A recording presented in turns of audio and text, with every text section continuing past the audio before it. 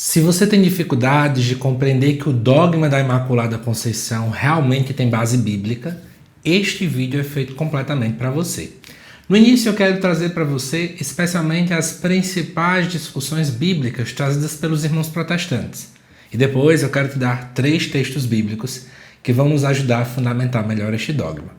Meu nome é José Lucas Galdino, eu sou teólogo católico e neste vídeo eu quero te ajudar a trazer estas bases bíblicas sobre o dogma da Imaculada Conceição. Se você não for inscrito no canal, já se inscreva, deixe sua curtida e seu comentário e compartilhe esse vídeo com mais pessoas. Então, um dos textos bíblicos mais utilizados pelos irmãos protestantes para dizer que não, Maria não pode ter ficado sem pecado, é o texto lá de Romanos, no capítulo 3, versículo 23, que diz assim: todos pecaram e estão destituídos da glória de Deus. Ora, uma vez que o texto fala todos, Maria obrigatoriamente deveria estar incluída. E além disso aqui também o texto fala lá de 1 João também, capítulo 1, versículo 8, que diz que se alguém disser que não tem pecado, é mentiroso e a verdade não está nele. Sobre a primeira carta de João, de modo bem específico, é importante a gente voltar no tempo e entender o contexto do que estava acontecendo. Alguns grupos, que a gente pode chamar de pré-gnósticos, estavam começando a dizer que era um grupo que tinha tido revelações específicas da divindade, né, especialmente no caso de Deus, era um povo iluminado e que para eles, então, tanto faz pecar ou não pecar. Então o autor sagrado tenta com esse versículo dizer assim: não é bem assim a história não. Nós somos pecadores e na conversão. Mas o versículo mais claro que as pessoas usam para rebater é de fato de Romanos. E aí, se você pensar nesse caminho, muita gente vai dizer assim: então a Igreja Católica, ao declarar o dogma da Imaculada Conceição, fala que Maria não precisou ser salva. E aí nós estamos diante da primeira mentira. A Igreja Católica Apostólica Romana nunca afirmou em sua teologia que Maria não precisou ser salva. A verdade é que tem uma diferença entre a salvação que nós necessitamos e a salvação que Maria acabou experimentando. E aí, para isso, eu preciso lhe ajudar a trazer um texto lá de Judas. Judas só tem apenas um único capítulo, então a gente olha para os versículos. Lá em Judas, versículo de 24 até o 25, vai nos dizer assim: aquele que é poderoso para vos guardar de tropeçar e para vos apresentar irrepreensíveis. Observe bem, Deus, Ele é poderoso para nos guardar de qualquer tipo de... Nesse mesmo caminho, o famoso dos escotos, né? E aí o meu objetivo é fazer mais um vídeo bíblico, então não vou tecer tantos comentários sobre outros personagens, mas dos escotos, ele chegou até a afirmar isso aqui. Imagina que um homem está prestes a cair numa vala de 6 metros. Se ele cair, alguém precisa jogá-lo, né? Uma corda para que ele possa subir daquela vala. Mas se ele foi impedido de cair, ele também foi salvo. Concordam comigo? Só que essa salvação foi de uma maneira ainda maior. Porque a salvação dele foi uma salvação preventiva. E aqui é onde nós entramos exatamente como foi a salvação que Maria chegou a experimentar. Ela também foi salva, mas de forma preventiva. Ela foi preservada do pecado original desde o princípio. Agora, amados irmãos e irmãs, quando o texto então nos afirma que todos pecaram, lá em Romanos 3, versículo 23, isso também inclui Maria?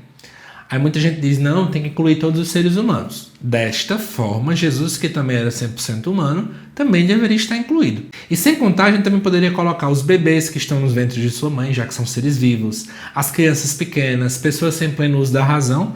Todas essas pessoas, na verdade, elas têm uma coisa em comum: elas não cometeram pecados pessoais. Então a gente começa a entender, especialmente quando a gente olha, né, o Romanos 3, versículos de 10 a 14, Paulo, antes de falar esse versículo 23, ele descreve exatamente ações pessoais e conscientes, como, por exemplo, não há quem faça o bem, usam a língua para enganar, a boca está cheia de maldição. Ele nunca cita o pecado original, ele sempre cita pecados pessoais e também conscientes. E como eu falei, não se aplica ao bebê no ventre da mãe, não se aplica a crianças muito pequenas, a pessoas sem pleno uso da razão.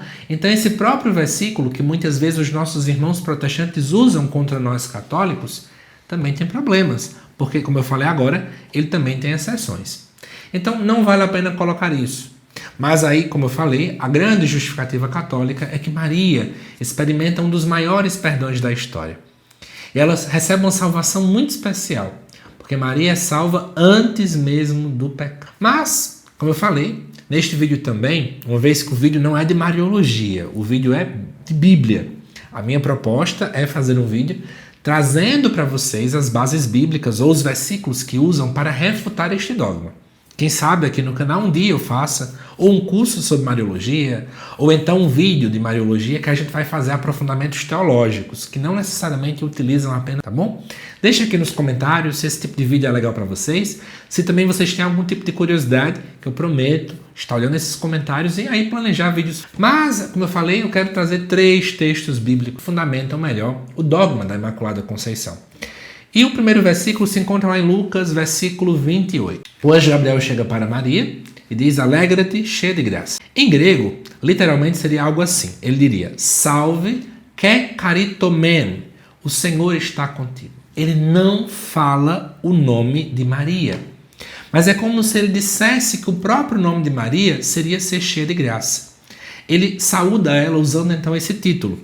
Agora, é importante a gente saber, por exemplo, em que contexto. Por exemplo, quando alguém fala assim, salve, rei dos judeus, como aparece lá em João 19, versículo 3, naquele momento também não falaram salve Jesus, mas usaram um título. Embora nesse contexto, é claro, eles usaram esse título meio para menosprezar Jesus. E aí, essa fórmula, né, que caritomene, ela indica, né, uma função permanente, uma vez que, em grego, o verbo está no particípio perfeito. E o particípio perfeito indica, nesse contexto, uma ação completa e em estado permanente. Então, Maria seria aquela que foi agraciada no passado e permanece nesse estado.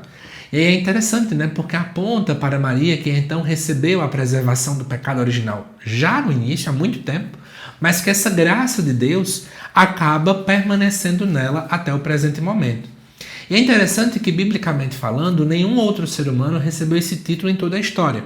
Deus a encheu de graça permanente. E essa graça é um estado permanente. E por esse motivo não tem espaço para nenhum tipo de pecado.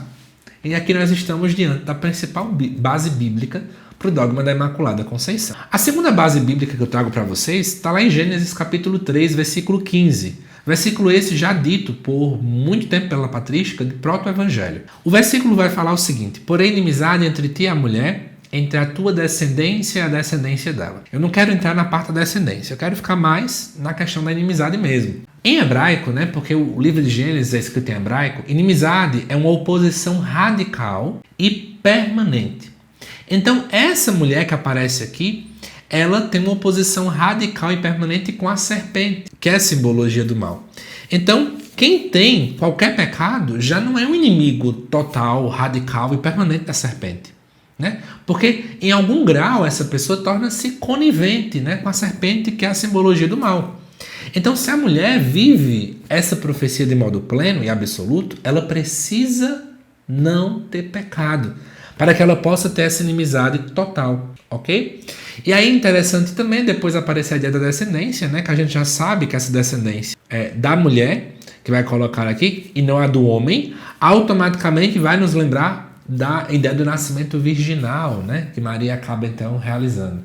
E aqui ambos, tanto a mulher como a sua descendência, acabam não tendo nenhum tipo de pacto com a serpente. E aí entendam que a mulher da profecia ela tem que ser imaculada, assim como também, porque ambos têm aí completa e radical inimizade. O terceiro e último versículo que eu trago para vocês, embora a gente pudesse ter outros aqui, tá bom? Mas o terceiro versículo é Maria como nova arca da aliança. Atenção! Lá em Lucas, a gente vê Maria visitando sua prima Isabel. E aparece aí uma expressão bem interessante, né? Isabel vai dizer, eu não mereço, né? Que a mãe do meu Senhor venha visitar-me. E é interessante a gente analisar esse fato porque é o seguinte. Lá no Antigo Testamento existia algo que era chamado a Arca da Aliança. E dentro da Arca da Aliança tínhamos 3 coisas. Primeiro, o maná, que foi aquele tipo de alimento que caía do céu para alimentar o povo no deserto. Segundo, a vara de Arão. Arão era sacerdote. E terceiro, nós também tínhamos as tábuas da lei, né, dos 10 mandamentos. Então nós tínhamos algo que representa a lei, o alimento e também o sacerdote. E essa arca era construída pura desde o início. Por exemplo, lá em Êxodo 25, Deus ordena materiais puríssimos para... Lá em 2 Samuel, capítulo 6, versículos de 6 a 7, diz que quem toca ela indevidamente chega a morrer. E se Deus mostra tamanha santidade em uma arca que é material, imaginem uma arca viva que vai então carregar o próprio Deus em seu... E é interessante mais do que isso, você percebeu o quanto Maria tem semelhanças com a Arca da Aliança? É que se você olhar lá em 2 Samuel capítulo 6, você vai perceber 2 versículos bem interessantes. No versículo 11 diz que a arca permanece 3 meses na região montanhosa de Judá. Em Lucas 1,56, Maria permanece 3 meses. Lá em 2 Samuel capítulo 6, versículo 9, Davi exclama: como virá a minha arca do Senhor? E Isabel fala algo similar. Onde me vem que a mãe do meu Senhor me visite? Lá em Lucas 1. Também aparece nesse mesmo capítulo de 2 Samuel, Davi pulando, dançando na frente à arca. E lá em Lucas aparece a ideia de João Batista que salta dentro do ventre de sua mãe. Então é interessante você perceber que se a arca seria a sombra de uma imagem futura, Maria é essa realidade, né? E de fato a santidade da sombra precisa ser muito inferior à realidade. Então Maria tem uma santidade ainda maior. Ela tem que ser inteiramente, por esse motivo, mais um elemento que nos caracteriza Maria como imaculada. Maria, então, é a nova arca da aliança ou a arca da nova aliança e, portanto, Maria tem inimizade total e radical com a serpente e, portanto, também toda santa. E Maria, ela é cheia de graça, desde antes e até agora, permanentemente, uma vez que ela recebe que é caridosa. Amados irmãos e irmãs, olhar então para esses textos, a gente agora percebe que, embora tenhamos 2 versículos que geralmente são utilizados pelos nossos irmãos protestantes para dizer que Maria não é imaculada conceição, nós também temos 3 versículos que apontem para esta realidade. Deus amou tanto Maria que a preservou antes mesmo de uma queda para que ela pudesse ser toda santa. Espero que você tenha gostado desse estudo, tá bom? Que eu trouxe para vocês nesse vídeo. Deixe nos comentários que outros vídeos você quer que eu traga aqui para o canal. Gostou? Valeu a pena? Aprendeu alguma coisa? Deixe tudo nos comentários. E não esqueça, compartilhe muito esse vídeo com mais pessoas, assim você também está ajudando a divulgar este trabalho. Que Deus te abençoe, amado irmão, amada irmã. Te aguardo nos próximos vídeos aqui do canal. Até mais.